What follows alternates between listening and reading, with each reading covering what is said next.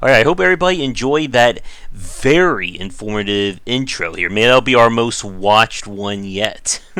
But as we talked about, or as we text, today's video is going to be on the issues of a silent protagonist in today's market.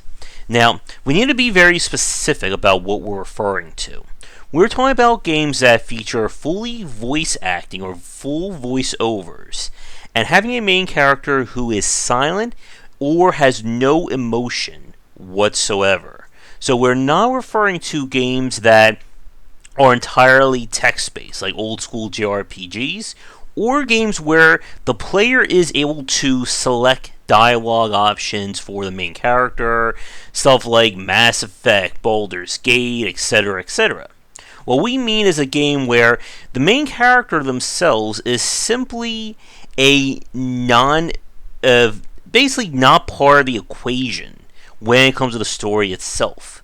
We see this in a lot of titles that allow basically player created character modes, or titles that essentially the story is just kind of the backdrop and the characters really don't matter. Something even like Monster Hunter World, the Soulsborne series, and so on and so forth. Now, for games where there isn't a lot of in-your-face storytelling, again, the Soulsborne franchise is famous for kind of letting the story just like wander off somewhere while we're busy fighting monsters, then you don't really need voice acting. And again, a lot of exposition in a Souls-like would kind of rob the game of a lot of its mystique.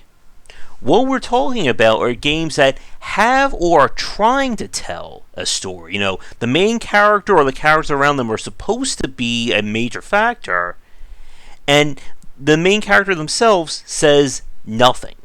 And in many cases, we may even go a step below that, and they'll just stare like this the entire time. And this is, I think, where we get to my issue with this idea of a silent protagonist. Now, when we look at kind of the history of the game industry, the implementation of a silent protagonist has served several purposes. The first is that it is a cost-saving measure. Again, if every line of dialogue is going to cost you money, and if your main character doesn't need to say anything, that is going to eventually save you, or that will save you money in production. Also, you can have your other characters, again, kind of take up the slack or the brunt of the voice acting or the exposition that way. Another thing it does is that it also streamlines the storytelling. You don't need to care what your main character thinks or what their decisions are. You just have everyone around them react to it. As with, of course, something like Half-Life over there, that all we pretty much know about Gordon Freeman at this point is that he really likes crowbars, and I guess his PhD came with a minor in firearms training. And Gordon Freeman, Half-Life, and very recently with Neo 2 are examples of where the silent protagonist doesn't really work. Because the issue is that if everybody around the character is trying to react to them, it doesn't really work from a storytelling perspective when that main character has no emotion, no real read on what's happening. Neo 2 is a very weird issue with this. In the game, you are basically a passive observer, even though you are the main reason why anything in the game happens. And it's just very off-putting when you have characters basically bare their soul to the main character, revealing, deep, dark secrets, or, thanking them that they may have died and all that, and the main character just stands there, just staring at them. And when we talk about this kind of passive storytelling, a lot of people, I've read complaints, or I've read pieces about comparing Neo 1 to Neo 2, and they felt that Neo 2 was a stronger game for its storytelling, because the main character, William, of the first game, was quiet most of the time. But here's the big thing. Quiet is not the same as silent. Throughout the story of Neo 1, we did know what William was after. He did speak. He was an active participant in the cutscenes and the dialogue. Just because he's not, throwing witticisms and saying cocky remarks after every fight, doesn't mean that he's a silent protagonist. And it's very hard, I feel, for a lot of people to separate the two. Another major factor is that just because a character doesn't talk doesn't mean they can't show emotion. And this is a problem that I feel that a lot of games have, again, with trying to make the main character, or make the player the main character. Because again, this is one of the main areas where we see silent protagonists. Because obviously, as a writer, you can't write dialogue for every person playing the game. But there are ways to make a character, even in a first-person perspective, emote. Show that they actually understand what's going on. And the last time we spoke about this, I brought up the movie Hardcore Henry, which was basically, I think the concept of it was a real-life video game. And it's all shown through the perspective of the main character. And you basically see his face like one time for I think like half a second. But despite the main character not being on film, having no lines whatsoever, we still got a sense of emotion and motive out of them. Because they actually showed his body, they showed his hands. And this has always been one of those things that I hate about a lot of first-person shooters, where essentially the camera exists kind of a little bit further out, so you don't see the character's body at all. So essentially you are controlling a pair of arms. That's your entire character for the FPS. And like we've said, in games where the story doesn't matter, where it's just essentially you're here, there's 10,000 monsters, go kill them. We're not talking about needing the main character to be talking and waxing philosophically. But if you're trying to tell a story and have characters react or interact with the main character, then the main character needs to emote. There needs to be some semblance of a personality.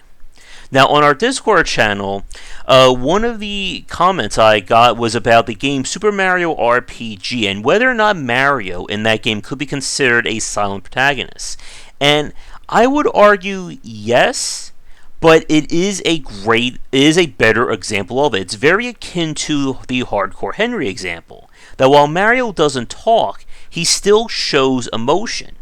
In Mario's case, it's all the emoting he's doing to try and explain what's going on. He gets surprised, he thinks. He does his celebratory jump up in the air when he wants to say yes. And there's of course all the hilarity when he's trying to explain to people what's going on using pantomiming and just changing his character model there. So there is emotion to Mario. It's not a lot of emotion. Again, nobody's going to confuse a Mario game for Shakespeare. But at the end of the day, we know who Mario is, we know what he's trying to do, and we know how people respond to that. In Neo 2, when a character reveals a major secret and is staring at my character waiting for a response, and all they do is this, it kind of robs the story. Not only that, but without the main character kind of being in the story, all the story beats themselves just kind of don't really matter. Because at the end of the day, the main character is not a participant in their own story. So, with that said, we're going to switch footage now to a quick word to our Patreon supporters and sponsors, and when we come back, we're going to show off an example of a game that I'm sure you know what's coming, of a title where, even though the main character didn't say a word, he was still very much a protagonist, or very much active in the story. And now for a quick shout out to our current Game Wisdom supporters and sponsors. Going forward, all Patreon supporters will get early access to our videos. And if you'd like to continue this discussion on game design, be sure to check out our Discord channel, linked down below. If you're looking for more wisdom about game design, be sure to check out my latest offering of books, 20 Essential Games to Study, aimed for first-time developers and students looking for some inspiration for their upcoming games, and Game Design Deep Dive Platformers if you're interested in anything regarding 2D and 3D platforming design. They're both available in print, digital, and wherever books are being sold. when we talk about having main characters have a personality without needing voice acting, one of the best examples of the last decade would be, of course, the Doom guy, or Doomarine, of Doom 2016. And in the opening scene here, with him cracking his knuckles and just showing him walking around, we get more personality from him than we do out of the entirety of Neo and Half-Life combined. And the important thing to note for our topic today is, like we've said, you can have a character have no dialogue, but still give them some semblance of a personality. And this is not, again, a very deep thing. With our Doomarine here, this is not going to be, a high concept story. He doesn't like demons, he doesn't care what's going on, and he's going to show that by killing lots and lots of enemies. But even with that, we see how he reacts to the characters around him, just basically not caring, destroying objects. And again, there's a sense that there is a personality, or there is a person behind the camera. Now, another thing that I want to point out is that we also see in some games that go for kind of having a customized or unique character, but again, they don't really give them a personality. An example of this would be from the Borderlands franchise, and how every main character, or every character that's controlled in the game, really doesn't have all that much of a personality to them. They have more than characters like Gordon Freeman and the main guy in Neo 2, in Neo 2, but what ends up happening, of course, is that their personality or their interaction with the story means nothing. You have that sense that you can put any character in the story, and it would play out the exact same way, and that's kind of how games like Borderlands was written. Because whoever you choose as a character doesn't impact the story. And I want to ask, for those of you watching this right now, what do you think about that kind of storytelling? Where the main character, or the playable character, does not factor into anything that's going on plot related. And this can be, I think, a very polarizing, very interesting discussion about storytelling in general. Because like we said, it's a great way of cutting down on the costs of making a game. If, for instance, with Gearbox, if they had to design like 4 or 5 completely unique stories and all unique cutscenes for the playable characters, that will balloon the cost up tremendously.